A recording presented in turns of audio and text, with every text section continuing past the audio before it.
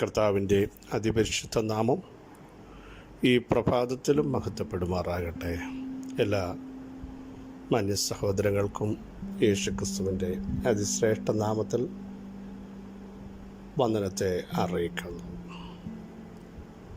ഒരു ദിവസം കൂടെ ദൈവം നമുക്ക് ദാനമായി നൽകിയല്ലോ. കഴിഞ്ഞ ദിവസങ്ങൾ കരം പിടിച്ച് നടത്തിയ ദൃഷ്ടിവെച്ച ആലോചന പറഞ്ഞു തന്ന വഴി ഇതാകുന്നു, ഇതിലെ പോയിക്കൊള്ളാൻ പറഞ്ഞ ഇമ്പസ്വരം കേൾപ്പിച്ച് ഓരോ ദിവസവും നടത്തുന്ന കർത്താവിന് നന്ദി പറയാം. നടത്തിയ വിധങ്ങളോർത്ത് എല്ലാ ദിവസവും നന്ദി പറയാൻ നമ്മൾ തയ്യാറാവണം. കഴിവുകൊണ്ടോ മിടുക്കുകൊണ്ടോ ഒന്നുമല്ല നമ്മളായിരിക്കുന്നത്. മണിയുള്ളതുകൊണ്ട് എനിക്ക് നിൽക്കാൻ പറ്റുമെന്ന് പറയാൻ പറ്റുന്ന ഒരു കാലഘട്ടവും സന്ദർഭവുമല്ല. നമ്മുടെ ആരോഗ്യത്തെ മണിക്ക് പിടിച്ചു നിർത്തുവാൻ പറ്റില്ല, ഒരു ധനത്തിനും പിടിച്ചു നിർത്താൻ പറ്റില്ല, അറിവുകൾക്ക് പിടിച്ചു നിർത്താൻ പറ്റില്ല. ദൈവത്തിൻ്റെ സൂക്ഷിപ്പുണ്ടെങ്കിലേ നമുക്ക് നിൽക്കാൻ പറ്റുള്ളൂ. ദൈവം നടത്തിയെങ്കിലും നടക്കാൻ പറ്റുള്ളൂ പ്രിയരെ. അതുകൊണ്ട് നടത്തിയ ദൈവത്തിന് നന്ദി പറയാൻ തയ്യാറാവണം. ദാവീദ് അതുകൊണ്ടാണോ തൻ്റെ പഴയ അവസ്ഥയോർത്ത് തനകത്തി എന്ന് കരയുക, ഇത്രത്തോളം എന്നെ കൊണ്ടുവരാൻ ഞാൻ എന്തുള്ളൂ, അടിയൻ്റെ ഗൃഹവും എന്തുള്ളൂ എന്ന് പറഞ്ഞ് ദൈവത്തെ താൻ സ്തുതിക്കാൻ തുടങ്ങിയ, ദൈവത്തിന് മഹത്വം കരയറ്റുക, താഴുകയാണ്. അതുകൊണ്ടാണ് ആരാധനാ വിഷയത്തിലൊന്നും സ്റ്റാറ്റസ് നോക്കാതെ, തൻ്റെ ഡിഗ്നിറ്റി നോക്കാതെ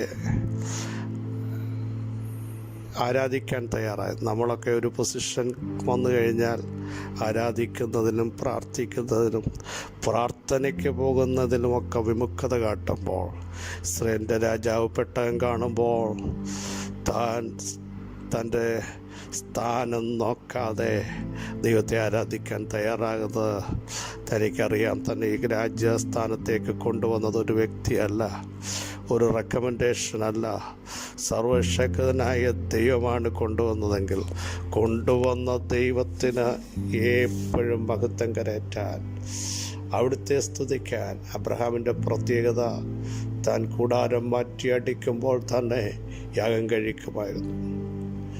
പ്രിയ സഹോദരങ്ങളെ, നമ്മുടെ ബിസി ലൈഫ് എന്ന് പറഞ്ഞ ആരാധനയ്ക്കും പ്രാർത്ഥനയ്ക്കും ദൈവമായുള്ള ബന്ധത്തിനും വിഘാതങ്ങൾ ഏർപ്പെടുത്തുമ്പോൾ, പരിമിതികൾ ഏർപ്പെടുത്തുമ്പോൾ, നമ്മുടെ അഭിഷക്തന്മാർ പുതിയ നിയമത്തിലും പഴയ നിയമത്തിലും ഉള്ളവർ കർത്താവുമായിട്ടുള്ള ബന്ധം ഊട്ടിയുറപ്പിക്കുന്നവരായിരുന്നു. ഇന്നിപ്പോൾ നമുക്ക് നമ്മളെ തന്നെ ഒന്ന് ശോധന ചെയ്യാം. നന്ദി പറയാൻ തയ്യാറായിട്ടുണ്ടോ? ആരാധിക്കേണ്ടതുകൊണ്ട് ദൈവത്തെ ആരാധിക്കാൻ, പൂർണ്ണ മഹത്വവും ബഹുമാനവും പുകഴ്ചകളും ദൈവത്തിന് കൊടുക്കാൻ സ്വയപ്രശംസയിലോ കഴിവിലോ ആശ്രയിക്കരുത്, ദൈവത്തിൽ ആശ്രയിക്കൂ. തിരുവെഴുത്ത് പറയുന്നു, ധനവാൻ തൻ്റെ ധനത്തിലും ജ്ഞാനി തൻ്റെ ജ്ഞാനത്തിലും ബലവാൻ തൻ്റെ ബലത്തിലും പ്രശംസിക്കരുത്.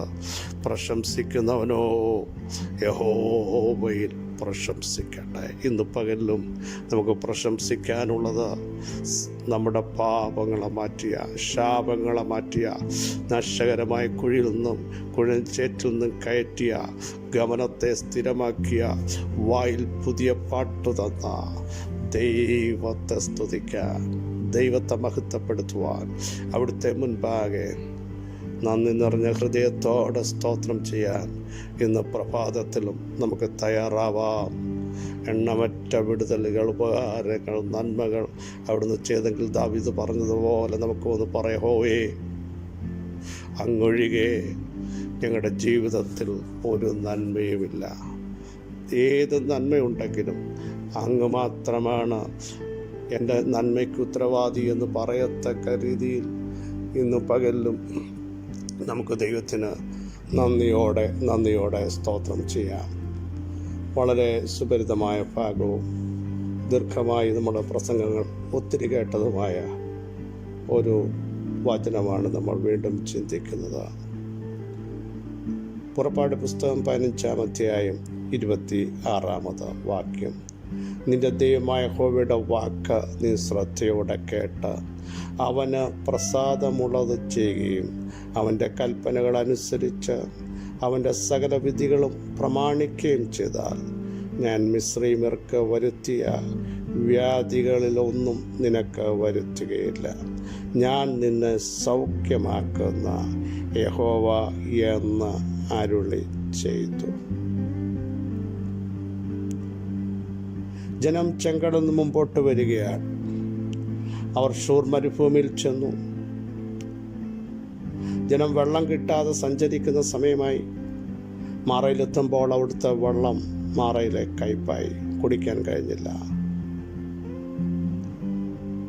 ജനമെന്ത് കുടിക്കുമെന്ന് പറഞ്ഞ് മോശയ്ക്കെതിരെ പിറുപിറുക്കുക. യഹോവ മോശയോട് അപേക്ഷിക്കുമ്പോൾ അവന് ദൈവം ഒരു മരം കാണിച്ചു കൊടുത്തു. അത് മോശ വെള്ളത്തിലിട്ടു. വെള്ളം മധുരമായ ചരിത്രമൊക്കെ നമുക്കറിയാം.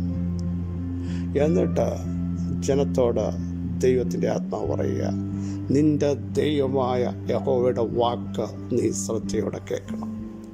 വിടുതൽ വരണമെങ്കിൽ, നന്മ വരണമെങ്കിൽ, ദൈവപ്രവൃത്തി നിന്റെ കൂടാരത്തിൽ വരണമെങ്കിൽ ദൈവത്തിൻ്റെ വാക്ക് കേൾക്കണമെന്നല്ല, ശ്രദ്ധയോടെ കേൾക്കണം. അതനുസരിക്കണം. ദൈവത്തിൻ്റെ വഴിയിൽ നടക്കണം. പ്രമാണത്തിനനുസരിച്ച് ജീവിക്കണം. വചനത്തിന് പ്രാധാന്യം കൊടുക്കണം. ഇഷ്ടം പോലെ നടന്നിട്ട് നമ്മുടെ പ്രാർത്ഥന ദൈവം കേൾക്കുമെന്ന് ചിന്തിക്കരുതേ. വചനപ്രകാരം ജീവിക്കുന്ന ഒരു മനുഷ്യൻ്റെ പ്രാർത്ഥന, നേരോടെ നടക്കുന്നവർക്ക് അവിടുന്ന് ഒരു നന്മയ്ക്കും മുടക്കം വരുത്താത്ത ദൈവമാണെങ്കിൽ വിശ്വസ്തരായിരിക്കാൻ, വിശുദ്ധിയോടെ നിൽക്കാൻ, ദൈവത്തിൻ്റെ കൽപ്പനകളും ചട്ടങ്ങളും പ്രമാണിക്കാൻ തയ്യാറാകുന്നവർക്ക് വേണ്ടിയാണ് ദൈവം പ്രവർത്തിക്കുന്നത്. നീ യഹോവയുടെ വാക്ക് ശ്രദ്ധയോടെ കേട്ട്. അടുത്തത്, അവന് പ്രസാദമുള്ളത് ചെയ്യണം. നമ്മുടെ ഇഷ്ടത്തിന്, നമ്മുടെ മൈൻഡിൽ വരുന്നത് ചെയ്യാനല്ല, ദൈവത്തിന് പ്രസാദമുള്ളത് ചെയ്യാൻ. പ്രിയ സഹോദരങ്ങളെ, ഇന്ന് പകലൊരു തീരുമാനമെടുക്കണം. ഞാൻ എൻ്റെ ദൈവത്തിന് പ്രസാദമുള്ളത്, എൻ്റെ തലമുറകൾ, എൻ്റെ കുടുംബം ദൈവത്തിന് പ്രസാദമുള്ളത് ചെയ്യാൻ ഞങ്ങൾ തയ്യാറാണ് എന്ന് നിങ്ങൾ തീരുമാനം എടുക്കണം. അടുത്ത് നോക്കണേ, അവൻ്റെ സകലവിധ കൽപ്പനകളും പ്രമാണിക്കുകയും ചെയ്താൽ. ഒരു കണ്ടീഷനാണ്. ഒന്ന്, കൽപ്പനകൾ പ്രമാണിക്കണം, പ്രസാദമുള്ളത് ചെയ്യണം, ദൈവത്തിൻ്റെ വഴികളിൽ നടക്കണം. അങ്ങനെ ചെയ്താൽ മിസ്രയീമ്യർക്ക് വരുത്തിയ ഒരു വ്യാധി ഞാൻ നിനക്ക് വരുത്തുകയില്ല. ഏതെങ്കിലും വ്യാധികൾ എന്നെ അലട്ടുമോ, അതെന്നെ കീഴ്പ്പെടുത്തുമോ, അതിൽ നിന്ന് എനിക്ക് മോചനമുണ്ടാകുമോ എന്ന് ചിന്തിക്കുന്ന ആരെങ്കിലും ഉണ്ടെങ്കിൽ ദൈവത്തിൻ്റെ വഴികൾ നടക്കൂ, ദൈവത്തിൻ്റെ കൽപ്പനകൾ പ്രമാണിക്കൂ. ദൈവാശ്രയം നിങ്ങളുടെ അകത്ത് വരുമെങ്കിൽ മിസ്രയീമ്യർക്ക് വരുത്തിയ ഒറ്റ വ്യാധിയും നിങ്ങളെ അടിമപ്പെടുത്തുവാൻ, നിങ്ങളെ ഇല്ലാതാക്കുവാൻ, നിങ്ങളുടെ ബലം ക്ഷയിക്കുവാൻ ദൈവം അനുവദിക്കത്തില്ലെന്ന് വചനത്തിലൂടെ ദൂത വിളിച്ചു പറയുന്നു. അടുത്തത് നോക്കണമേ, വളരെ ശക്തമായ ഒരു ഭാഗമാണ് അടുത്തത് അവിടെ എഴുതിയിരിക്കുന്നത്. ശ്രദ്ധിച്ച് നിങ്ങൾ നോക്കൂ. അവിടെ എഴുതിയിരിക്കുന്നു, ഞാൻ നിന്നെ സൗഖ്യമാക്കുന്ന യഹോവ എന്നറിയിച്ചു. ഏത് വിഷയത്തിലാണ്? മാനസികമായും ശാരീരികമായോ ആത്മീയമായോ എവിടെയാണ്? നിന്റെ കുടുംബജീവിതത്തിലാണോ സൗഖ്യം വേണ്ടത്? മനം തകർന്നവരെ സൗഖ്യമാക്കുന്ന, അവരുടെ മുറിവുകളെ കെട്ടുന്ന വാഴ്ത്തപ്പെട്ട കർത്താവ് ഇന്ന് പകൽ നിങ്ങളോട് കൂടെയുണ്ട്. അവിടുന്ന് വിളിച്ചു പറയുന്നു, ഞാൻ നിന്നെ സൗഖ്യമാക്കുന്ന യഹോവ. അവിടുന്ന് സൗഖ്യമാക്കിയാൽ സൗഖ്യമാ, അവിടുന്ന് രക്ഷിച്ചാൽ വിടുതലാണ്, അവിടുന്ന് ബലം കൽപ്പിച്ചാൽ നമ്മൾ സ്വതന്ത്രരാകുകയാണ്. ഇന്ന് പകൽ ആ വചനത്തിൻ്റെ ശക്തി അയച്ചിട്ട് അവിടുന്ന് വിളിച്ചു പറയുന്നു, ഏത് വിഷയത്തിൽ നിങ്ങൾക്ക് സൗഖ്യം വേണോ, സമാധാനം വേണോ, ഞാൻ നിന്നെ സൗഖ്യമാക്കുന്ന യഹോവ. എൻ്റെ അടിയുടെ പിണരുകളാൽ നിങ്ങൾക്ക് സൗഖ്യം വന്നിരിക്കുന്നുവെന്ന് പത്രോസിൻ്റെ ലേഖനത്തിൽ വായിക്കുന്നത് പോലെ അവിടുത്തെ അടിപ്പിണരുകൾ നമുക്ക് സൗഖ്യമായി വന്നിരിക്കും. ഇന്ന് പകൽ കർത്താവേ, എന്നെ ഒന്ന് സൗഖ്യമാകണേ. ഓവേ, ഞങ്ങൾ രക്ഷപ്പെടേണ്ടതിന് ഞങ്ങളെ ഒന്ന് രക്ഷപ്പെടുത്തണമേ എന്ന് പ്രാർത്ഥിക്കോ.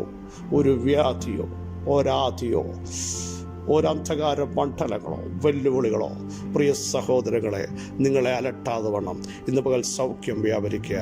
പറഞ്ഞത് ദൈവമാണ്. ദൈവം പറഞ്ഞാൽ ഡോക്ടേഴ്സ് നടക്കത്തില്ലെന്ന് പറഞ്ഞാലും, ഡോക്ടേഴ്സ് മാറി മാറി പരീക്ഷിച്ചിട്ടും വിടുതലില്ലാത്ത സബ്ജക്റ്റിനെ യേശു തൊങ്ങലിൽ വസ്ത്രത്തിൻ്റെ തൊങ്ങൽ തൊട്ടപ്പോൾ ആ 12 സംവത്സരമായ സബ്ജക്റ്റിന് ഒറ്റ സെക്കൻഡ് കൊണ്ട് വിടുതൽ വ്യാപരിച്ച് നിങ്ങൾ മറന്നു പോകരുത്. അങ്ങനെയെങ്കിൽ ഡോക്ടേഴ്സ് നോ എന്ന് പറയുമ്പോൾ കർത്താവ് പറയുന്നു, ഞാൻ നിന്നെ സൗഖ്യമാക്കുന്ന യഹോവയാണ്. ഹല്ലേലൂയ. മാനസികമായി തകർന്നിരിക്കുകയാ, കിടന്നാൽ ഉറക്കം വരുന്നില്ല, സ്വസ്ഥത വരുന്നില്ല, ഓരോ വിഷയങ്ങൾ ഓർത്ത് ആലോചിച്ച് തിരിഞ്ഞും മറിഞ്ഞും കിടക്കുകയാണ്, അസമാധാനം അലട്ടുകയാണോ? നിൻ്റെ മൈൻഡിനെ ഇന്ന് പകൽ കർത്താവ് സൗഖ്യമാക്കുകയാണ്. തലമുറയുടെ വിഷയങ്ങൾ ഓർത്ത് നീറിപ്പുകയുന്ന ചിലരുണ്ട്. പക്ഷേ ഇന്ന് പകൽ ആ വിഷയത്തെ സൗഖ്യമാക്കാൻ എൻ്റെ കർത്താവ് ഇവിടെ വന്നിട്ടുണ്ട്, നിങ്ങളുടെ കൂടാരത്തിനകത്തുണ്ട്. യേശുവിൻ്റെ നാമത്തിൽ വിശ്വസിക്കുക. ഞാൻ നിന്നെ സൗഖ്യം. ഒരു ഡോക്ടേഴ്സിനും പറയാൻ പറ്റില്ല ഞാൻ പൂർണ്ണമായി നിന്നെ സൗഖ്യമാക്കാം. അതല്ലേ ഡോക്ടേഴ്സിൻ്റെ അടുത്ത് പലയിടത്തും നമ്മൾ പോവാറില്ലേ, പല ഡോക്ടേഴ്സിനെ കൺസൾട്ട് ചെയ്യാറില്ലേ? എന്നാൽ വീണ്ടും വീണ്ടും നമുക്ക് പോകേണ്ടി വരുന്നില്ലേ? പക്ഷേ ഈ ഡോക്ടർ പറയുന്നു, ഞാൻ സൗഖ്യമാക്കിയാൽ സൗഖ്യമാകും. ഏത് വിഷയത്തിലും. അത് അക്ഷരിക രോഗം മാത്രമല്ല, തകർന്ന കുടുംബജീവിതമാണോ, തലമുറകളുടെ വിഷയമാണോ, ആത്മമണ്ഡലത്തിൽ മുന്നേറാൻ കഴിയാതെ വണ്ണം നിരാശ കൊണ്ടുവരുന്നതാണോ, കർത്താവ് നിങ്ങളെ സൗഖ്യമാക്കുകയാണ്. യേശുവിൻ്റെ നാമത്തിൽ വിശ്വസിക്കുന്നവർ ഇന്ന് പകൽ പറ, കർത്താവേ, ആ സൗഖ്യം എൻ്റെ ശരീരത്തിൽ വരട്ടെ, എൻ്റെ മൈൻഡിൽ വരട്ടെ, എൻ്റെ തലമുറയിൽ വരട്ടെ, എൻ്റെ ഹസ്ബൻഡിൽ വരട്ടെ, എൻ്റെ ചർച്ചിനകത്തത് വരട്ടെ. യേശുവിൻ്റെ നാമത്തിൽ അഭിഷിക്തന്മാരെ പറയുക, ഒരാത്മിക സൗഖ്യം ഇന്ന് പകൽ നിങ്ങളുടെ മേൽ വരിക. യേശുവിൻ്റെ നാമത്തിൽ പ്രാർത്ഥിച്ചു തുടങ്ങിക്കോളൂ. വിശ്വസിക്കുന്നവർ പ്രാർത്ഥിച്ചോളൂ, എനിക്കൊരു സൗഖ്യം വേണം. നാളുകളായി സ്വസ്ഥത നഷ്ടപ്പെട്ടവരെ പോലെ ഒരു ദിവസം സ്വസ്ഥത വരും, അടുത്ത ദിവസം വീണ്ടും അസ്വസ്ഥമാക്കുന്ന ചില വ്യക്തമായ മാർഗങ്ങൾ, അതിൻ്റെ ചലനങ്ങൾ ദൈവാത്മാവ് വ്യക്തമായി കാണിക്കുന്നു. അവിടെ ദൈവം പറയുന്നു, ഞാൻ നിന്നെ സൗഖ്യമാക്കാം, ഞാൻ നിന്നെ സഹായിക്കാം, ഞാൻ നിന്നെ താങ്ങാം. യേശുവിൻ്റെ നാമത്തിൽ പിതാവേ, ജനം സ്വതന്ത്രരാകട്ടെ. ഒരു വലിയ ആത്മീക വിടുതൽ ഇന്ന് പകൽ. സൗഖ്യത്തിൻ്റെ കരം, സൗഖ്യമാക്കാൻ അങ്ങയുടെ കരം നീട്ടുന്നു എന്ന് അപ്പോസ്തല പ്രവൃത്തിയിൽ വായിക്കുന്നത് പോലെ അങ്ങയുടെ കരം സൗഖ്യമാക്കാൻ നീട്ടിയിരിക്കാൻ സ്തോത്രം. മനം തകർന്നവരെ, നാളെ എന്തായി തീരുമെന്ന് ചിന്തിക്കുന്നവരെ സൗഖ്യമാക്കുന്ന, അവരെ ഉറപ്പിക്കുന്ന, അവരെ ശക്തീകരിക്കുന്ന, ബലത്തോടെ നടത്തുന്ന, ആശയറ്റുപോയ വിഷയങ്ങളെ ശക്തമായി പുറത്തു കൊണ്ടുവരാൻ കഴിവുള്ള ദൈവത്തിൻ്റെ ശക്തിയുടെ വലിപ്പം ഇന്ന് പകൽ ഞങ്ങൾ തിരിച്ചറിയുന്നു പിതാവേ. ഈ വചനത്തിൻ്റെ ശക്തി അവിടുത്തെ മക്കളുടെ മേൽ വെളിപ്പെടുത്തിയിരിക്കാൻ സ്തോത്രം. സകല മഹത്വം അങ്ങയുടെ പാദപീഠത്തിങ്കൽ മാത്രം അർപ്പിക്കുന്നു. യേശു ക്രിസ്തുവിൻ്റെ തന്നെയുള്ള നാമത്തിൽ കൃപയുണ്ടായി പ്രാർത്ഥന കേൾക്കണമേ. ആമേൻ. ക്രിസ്തുവിൽ വാത്സല്യ സഹോദരങ്ങളെ, ഞാൻ നിന്നെ സൗഖ്യമാക്കുന്ന യഹോവ. ആരെ? ചട്ടപ്രകാരം നടക്കുക, കൽപ്പനകൾ പ്രമാണിക്കുക, ദൈവസന്നിധിയിൽ അവിടത്തേക്ക് പ്രസാദമുള്ളത് ചെയ്യുക.